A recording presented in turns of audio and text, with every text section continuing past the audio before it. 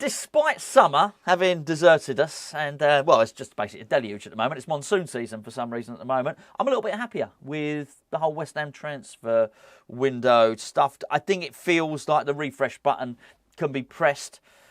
I think getting the Declan deal over the line is massively important. With Declan, I think the situation is he's doing his media stuff at the moment. So I guess what that means is that he's doing all those photos where he'll be holding up the Arsenal shirt. Do you know what? Don't watch it. I'm not going to watch it. My advice to it's going to be like a dagger to the heart, really. It's going to be hard to watch, and I'd steer well clear of it. But it does allow us to move forward. David Moyes alluded to this. Now, look, Gio's going to deal with this in a video about David Moyes' press conference. We're going to play the Perth Glory, and David Moyes alluded to the fact that the lack of Declan Rice money or the amount of time it's taken has hindered West Ham's transfer window.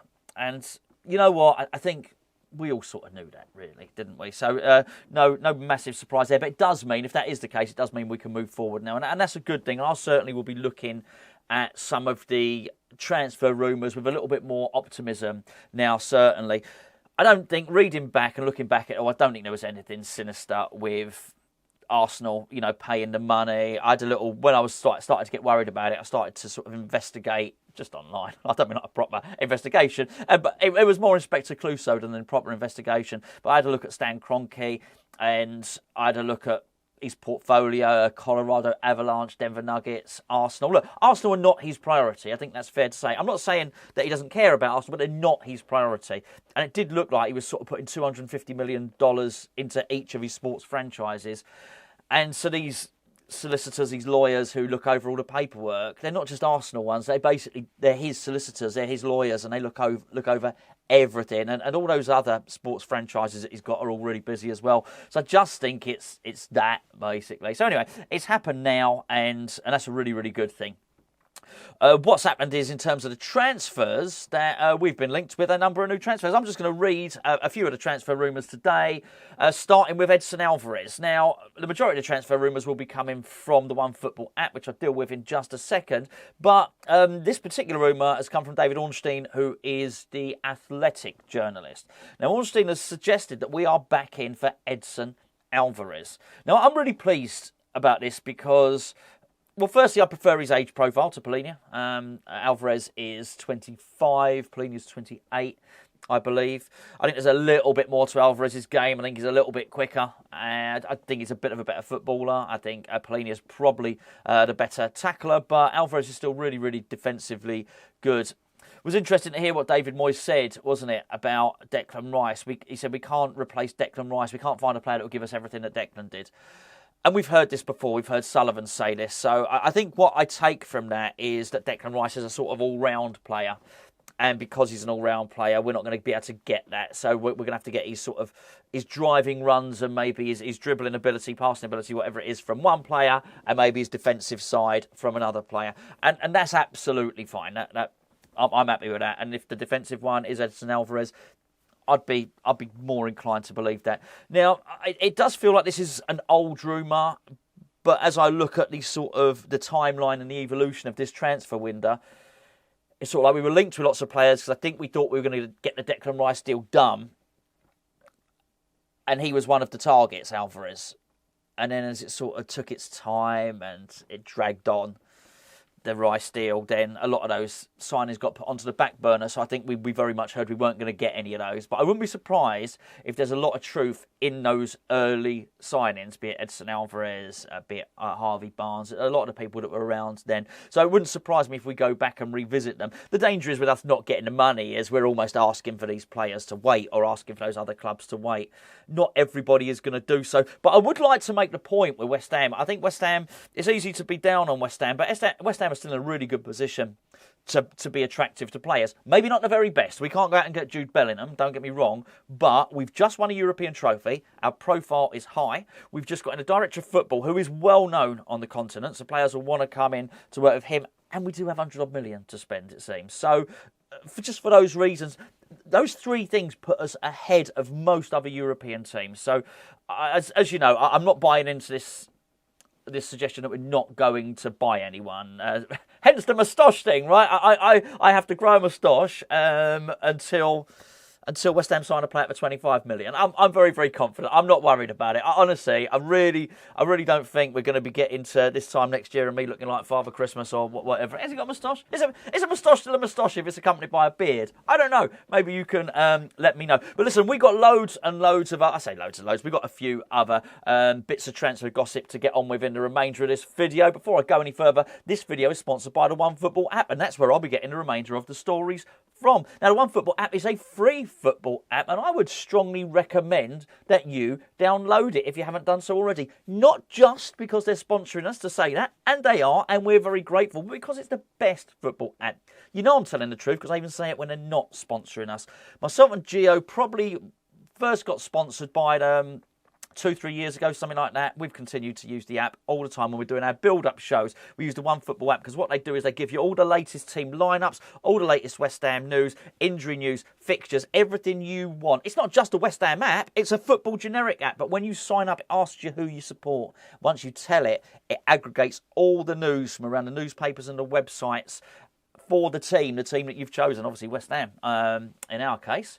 Bundles it all up and then delivers it in the form of a notification to your phone. It really couldn't be easier. Best of all, it's free. Click the link below. Use the QR code. I don't know wherever I pop. I'm going to point both directions. I don't know. I've not edited the video yet, but it'll be up there somewhere anyway. And we very much thank them. Okay, so let's have a little look at the OneFootball app. So we've got OneFootball app suggesting we are West Ham versus Brentford for £13 million Strasbourg ace. This is Habib Diallo, of course. Now, I've heard this for a little while. I hope this one isn't true.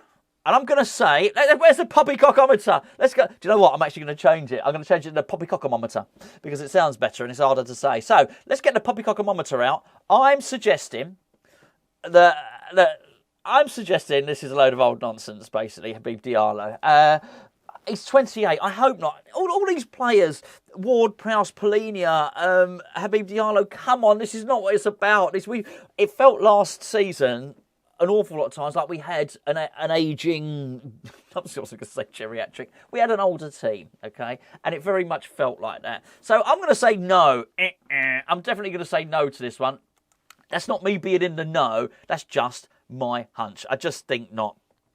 There's been some stories, loads of stories about Scamacca recently. He's going, he's staying, he's going, he's staying. He loves Roma, but he also loves West Ham. I think the proof of the pudding's in the tasting. I don't know. We'll only really truly know if Scamacca's at the club in 12 months' time. But one of the clubs that were interested in him was rumoured to be Juventus.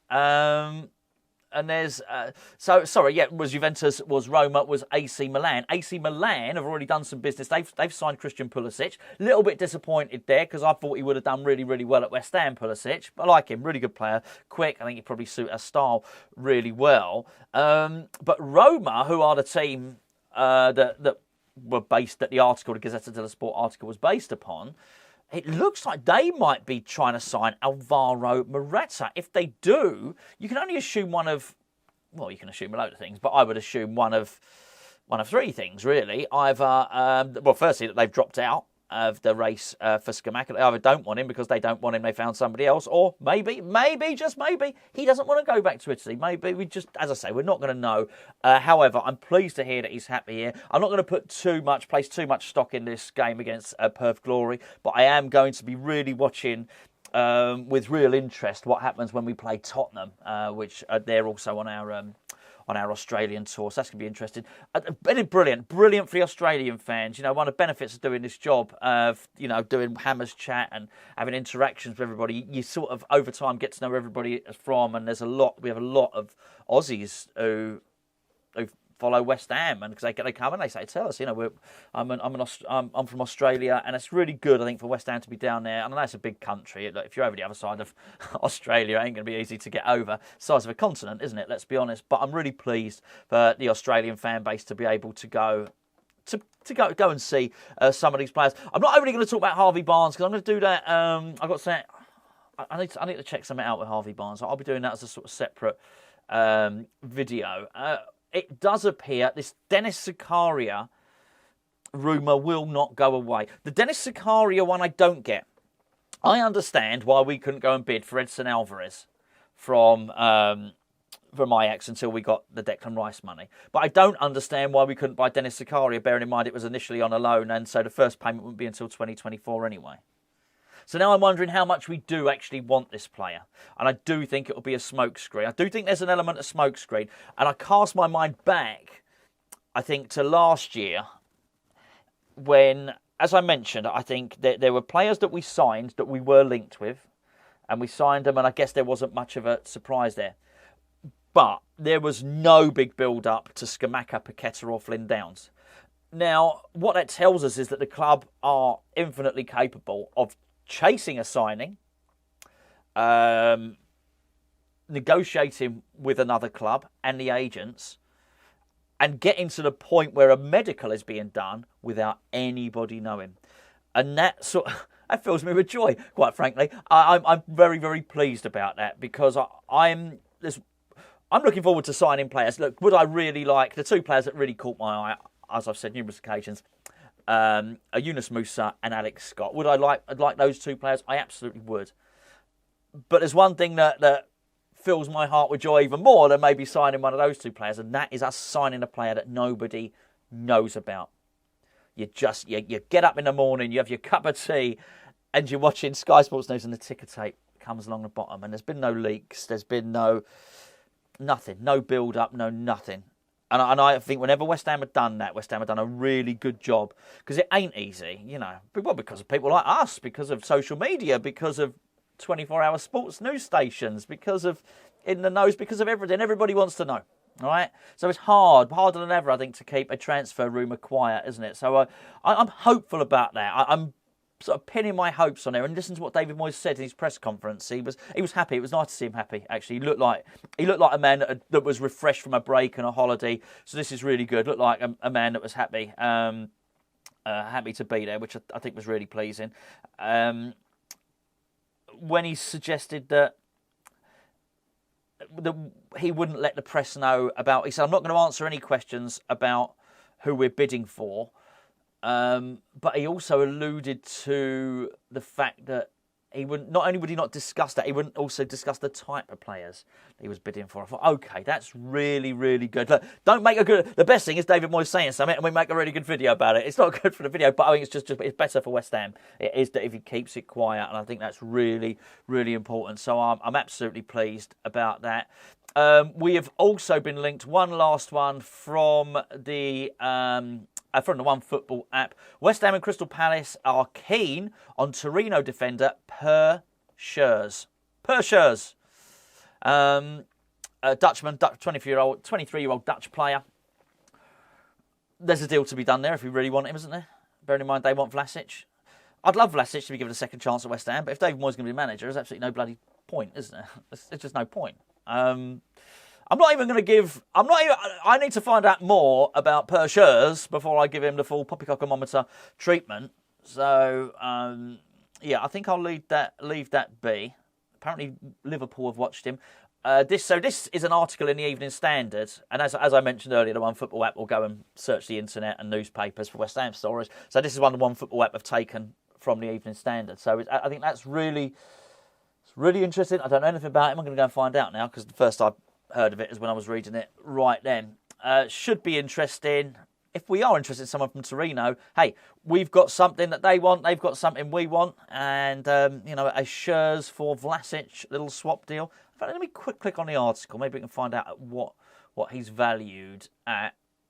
Okay, Torino signed him from Ajax for 8 million last season. Torino's valuation is 34.2 million. This is where it becomes funny if you're going to play hardball with people, because Torino, this is as I understand the story. Some of the details might be slightly wrong, but more or less, this is the gist of it. Torino took Vlasic from West Ham on loan with an option to buy. The option to buy was 13 million something, right? Pounds or euros. Doesn't matter. About halfway through the season, because Vlasic started the season quite well at Torino, they turned around Torino and they said, we quite like Vlasic, but we're not sure we're going to have the 13 million whatsits. I don't mean actual. I mean whatsits like crisps. I mean, whatever, 13 million euros or pounds. Torino weren't sure they were going to be able to afford it. And they said, anyway, we can do sort of 10 million. or something like that. So then some time elapsed again, and I do believe there was a point where Vlasic's form dipped a bit. They then came back and said, we might send Vlasic back to you, actually. And then I think Vlasic scored, he scored a really important goal. It's very vague in my memory, this. And then I think they came back and tried to do a deal whereby it was something. For some reason, I've got 6.7 million in my mind, but they came with an even more lowball offer. And in the end, West Ham were thinking, do you know what? We can't be bothered with this. And I understand it, right? So I think that makes it difficult because realistically, Torino are taking a mickey, aren't they? So I think it's really, really difficult then if Torino want to sell someone to West Ham and they're going to turn around to West Ham and say, oh, well, this player's 34.2 million. Basically, that's 40 million euros. I mean, West Ham are well within their rights to say, oh, really? It's funny you should say that because 40 million euros is exactly what Nikola Vlasic is worth. Hey, I guess this is why somebody else does the negotiations and not me. Anyway, I'll be back tomorrow morning once I've found out a few things, giving my thoughts on maybe, just maybe, why I think the Harvey Barnes deal isn't dead yet. Do you know what? I am very aware, though, in the time I upload this video now to the point of tomorrow morning, that you'll have to excuse me if during this point that Harvey Barnes is holding up some black and white striped shirt, I might look very silly.